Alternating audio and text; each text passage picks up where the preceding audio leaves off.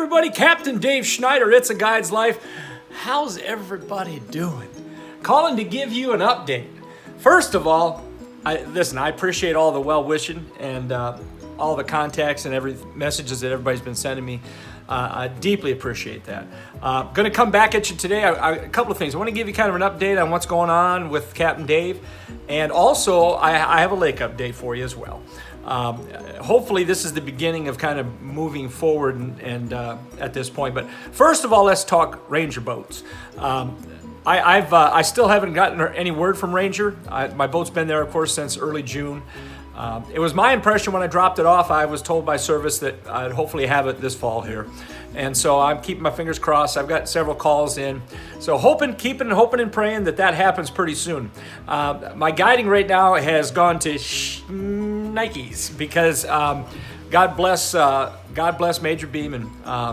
He loaned me his boat for several months.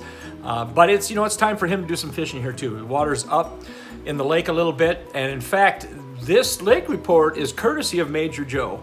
He spent some time fishing with his son Andy this week, and he kind of gave me a bunch of information that he wanted me to pass on to you. So that's where the lake report's going to come from. As far as the rest of everything else goes, things are going good. I just flew back in at 2 o'clock this morning. I was in Michigan for 3 or 4 days. I had to go up and my wife and I had to take care of a couple of things regarding her father's home and what have you. And I did get to see Boo and Jack. I got to see my grandson Jack. He's 30 days old. Oh my God, he's got the bluest eyes you've ever seen. But listen, right now I want to take a minute to say, hey Boo, I see you. Anyway, I didn't get a chance to shoot any video because it wasn't that kind of a trip, but I did get to see my grandkids a little bit, and it was wonderful. Having said that, lake report. All right, here's the deal. Major Beeman spent his week fishing up at the north end. First of all, outside of Buckhead Ridge, Joe told me the water is beautiful. He said there's a lot of really nice water up north, North Shore and above.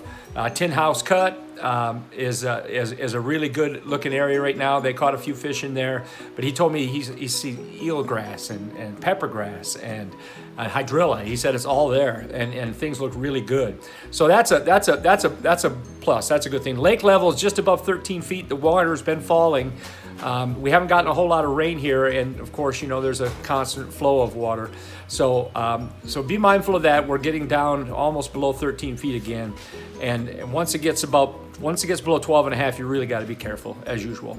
Having said that, they also put it in Harney Pond, and the last week at the end of the week there, they found some really nice water near Cochran's, and now I know.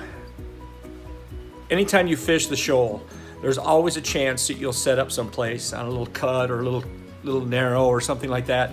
And boy, you can all of a sudden sit your boat down and just get paid. Well, Andy and Joe had that happen to them this week. Joe told me at one point they had caught 35 or 37 fish and didn't move the boat.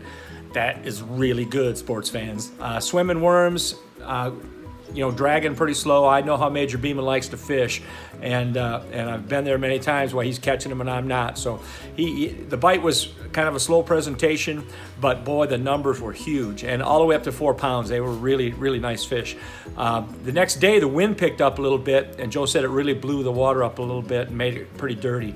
But you could still go back in the outside grass line, and the water was still pretty clean up there. So the shoal right now has got some nice clean water inside. And again, up north, the water looks fantastic. So as far as Clueson's concerned, I know this.